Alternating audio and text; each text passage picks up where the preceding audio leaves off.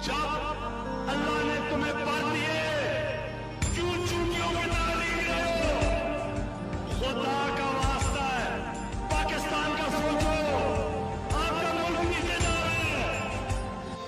इब्ने खालदून ने कहा, और नौजवानों ये आपके लिए मैं कह रहा हूं, मुझे उन लोगों से सबसे ज्यादा नफरत है जो देखते हैं कि माशरे में जुल्म हो रहा है लेकिन कुछ नहीं करते।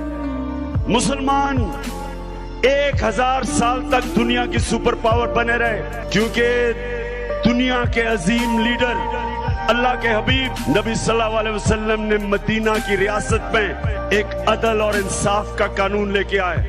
एक कौम ऊपर जाती है जब उस कौम में इंसाफ होता है, और दूसरी चीज एक कौम को जो चीज ऊपर लेके जाती है उसे कहते हैं अखलाकियात।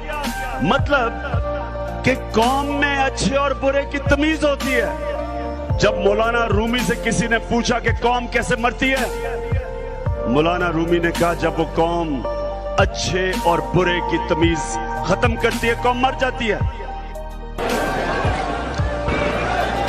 और जो अब मेरी ख्वाब है वो पाकिस्तान के लिए, कि पाकिस्तान वो रियासत बने जो इसको बनना चाहिए था, ये ख्वाब है।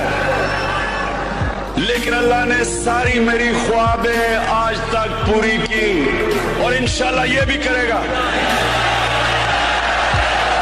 लेकिन ये ख्वाब तब पूरी होगी जब आप पाकिस्तानी कौम मेरे साथ होगी।